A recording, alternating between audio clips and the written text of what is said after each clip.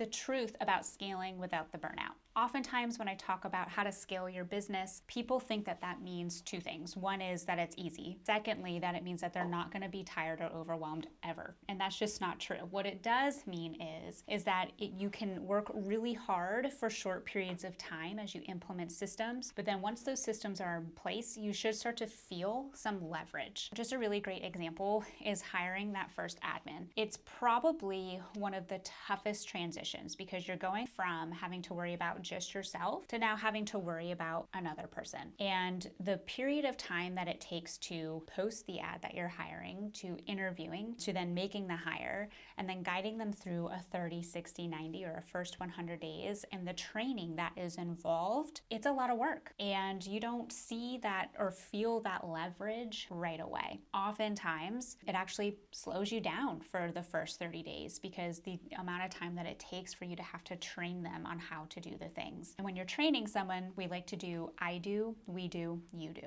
So I do is you're sitting next to the admin, or say you're hiring a buyer's agent next to the buyer's agent, and they're watching you do the things and they're taking notes and they're absorbing. I also highly recommend doing like screen shares through Loom and recording so that way they have those videos and training sessions to go back to. Another great tool is Scribe. So do that at the same time, so that way when they get stuck, when they're doing it on their own in the future, they have those as reference. Second then is we do. So you're gonna start allowing them to take the reins, but you're still there watching them do it, so that way you can point out anything that they need help with. So that's the we do.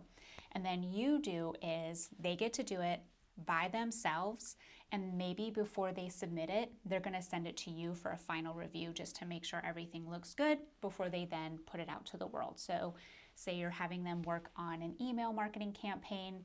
They're going to put the draft together, make it look all pretty for you, however you like it, and they're going to send that test email to you first. And after a period of time, you won't need those test emails sent to you because you know you can just trust them. Another key component to this is there's a difference between a doer and somebody who's going to actually own the project. So when you're looking to hire, it's labor versus leverage. If you hire labor, this is somebody who can only follow a checklist. They can only do what they're told, and it's not going to feel like leverage. You're going to feel like you're still really in the weeds and like it's eating up a lot of your time. When you hire somebody that's truly leverage, they're going to start out with a checklist, but then they're going to have the talent and the ability to take that and say, oh, actually, we can do this and I can do that, and I'm going to incorporate this system and I'm going to build this for us. And they truly start to make you feel like you bought your time back. That's how you know the difference between did you hire the right person or not. If it's leverage, you feel like you've got time back, you've got time to think, you truly feel like you've delegated tasks and they're not coming back to you. When you've hired labor, you still feel tired, you still feel like you're in the weeds, and you haven't gained back any mind share. And I'm sharing all of that just to say, scaling without burnout is simple in the sense that there's a system, there's a hiring process, we have a hiring system, an interviewing system, we have a 30, 60, 90 system. It's simple, but it's not easy, and you're still going to get tired, and there's still going to be times that you feel absolutely overwhelmed. What we're trying to avoid is you hitting that absolute burnout where you're now sick, you can't finish sentences, you can't think, you're exhausted, you're moody, you're blowing up at your kids because you've got no energy left. That's what we're trying to prevent. Oftentimes, I don't get called to help until you're already there. And when you're already in that state of burnout, adding on that layer of having to hire leverage feels like such a heavy lift.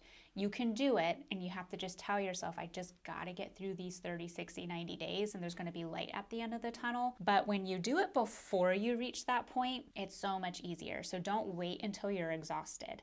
That's why the Millionaire Real Estate Agent says, listen, when you hit 30 transactions per year, hire the admin.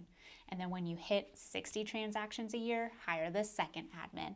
And when you do that, you're hiring before the burnout happens. Your business starts to scale before you're overwhelmed, and you can take on extra business so much easier than when you're waiting until you already feel like you're drowning. It's just a much heavier lift. But we've all been there. I've been there. I'm in that season right now where I waited too long to hire. I was trying to protect budget, which is literally the opposite of what I teach people to do.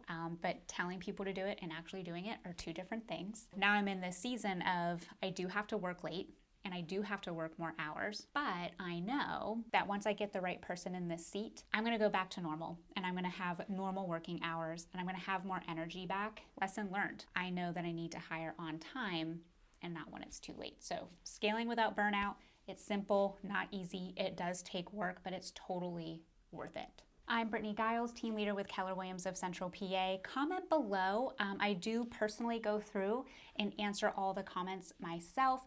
Share this with a friend who you know needs to hear this message, and follow me for more tips like this.